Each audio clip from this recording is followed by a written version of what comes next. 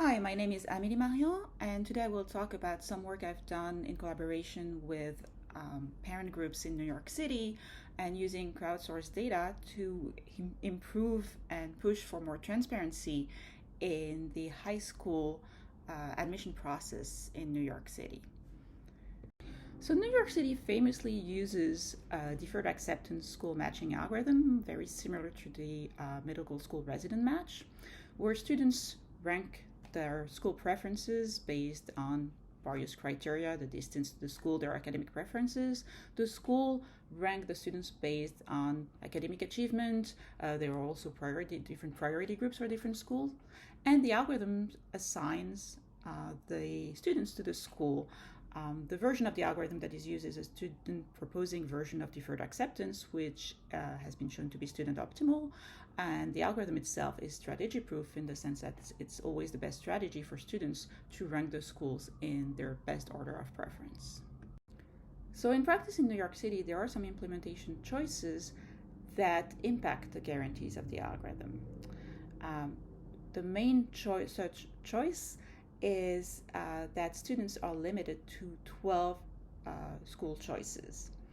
And that impacts the strategy proofness of the algorithm.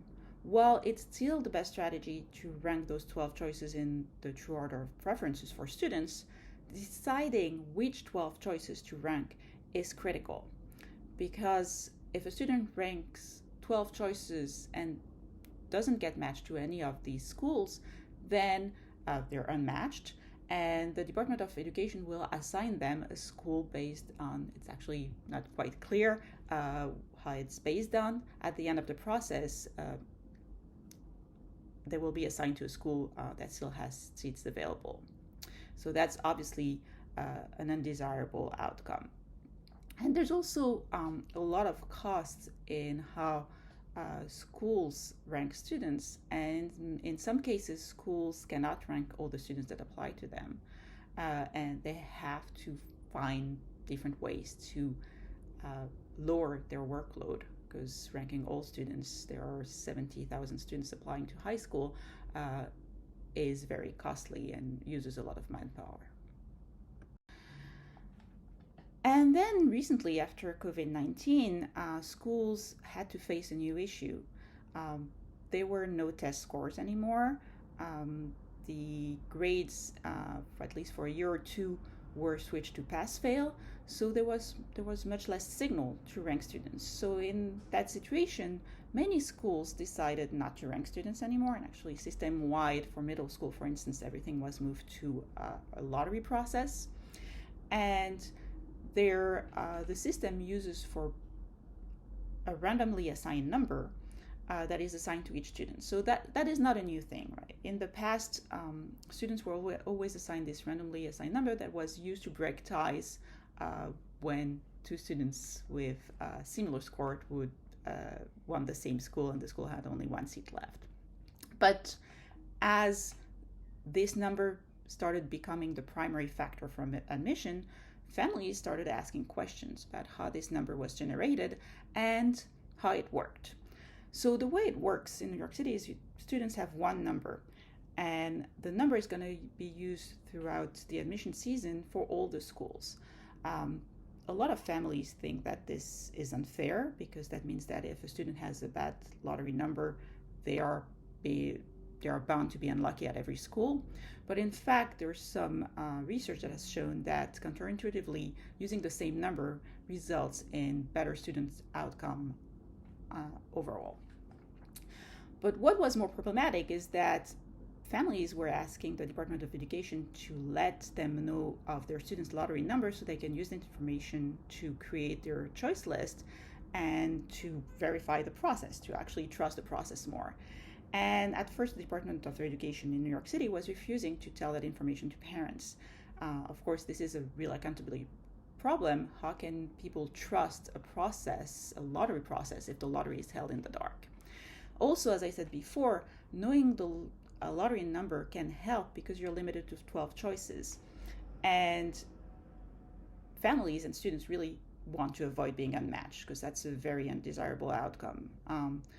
And the first couple of years of the process being moved to primarily lottery because a lot of families didn't really understand the system well, and because the importance of the lottery number was not communicated and parents didn't have access to the lottery number, it resulted in many students being unmatched. In fact, in Manhattan, because of various changes in geographic priorities, 11% of students were unmatched.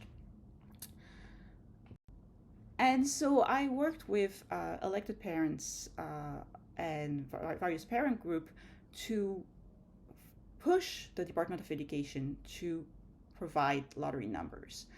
And at first, they continued refusing, giving us some excuses such as the numbers are truly random, trust us.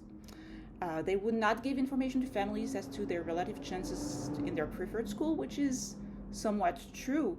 Even the chances also depend on how other students rank the school. That said, knowing where you stand in the line is still useful information. And finally, and what was the most infuriating, they told us that the numbers could not be shared with families because they consisted of long strings of numbers and letters that they, the families, could not understand. So we ran a FOIL campaign. FOIL is the Freedom of Information Act law in New York. And turns out that lottery numbers are used for students' admission, so they're FARPA data, and parents are entitled to see their students' information. So parents started foiling their lottery numbers, so that was in the spring of 2021, and they received numbers that look like this. This is an hexadecimal number. Hexadecimals are base 16, so they go from 0 to 9, then A to F. This particular hexadecimal has 32 characters, and it's in a format called UUID version 4, which is a format that is used widely to create random numbers for various applications. So in all probability, the person who was coding the system just used an existing random generator library to create those randomly assigned numbers for students.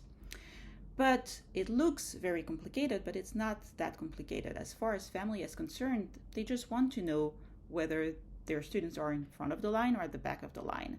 And the way the numbers are processed, which I verified with the crowdsourcing survey where we had parents entering their lottery number and which schools they got in and which schools they didn't get in, or their students didn't get in, that allowed us to see how the numbers were processed. So they're processed from left to right.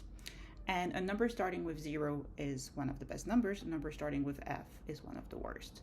So as far as parents are concerned, they only want to see the first two characters to have an idea of how good their number is. And so I worked on crowdsourcing this data, and I started publishing online articles with estimated cutoffs based on the data retrieved from the survey. And adding pressure on the New York City Department of Education, we were able to be successful, and the Department of Education finally started giving every family their lottery number so that they could use it to create their admission list. It took a while for this to happen for everybody, and they didn't communicate it well, and they still didn't provide it to school cutoff. So I ran several crowdsourcing surveys every year. And from the surveys, I was able to identify some issues and learn some lessons. So the main lesson is that the lack of communication and the lack of clarity in the process is hurting students. Many students wasted their choices on school where they had no chance of getting in because of a bad lottery number. And that is even true for schools where students were required to write essays or have auditions because ties were broken using this lottery number. This resulted in a loss of trust because families felt that the system was rigged because they didn't understand why they were the last on every admission list. And schools also wasted a lot of resources grading essays for students who would never be admissible to the school, or grading admission material that didn't matter anywhere. So as conclusion, this work showed that by involving stakeholders and having them use their collective influence, we can hold public agencies accountable and force them to provide more transparency. And that in turn will lead to more trust in the system.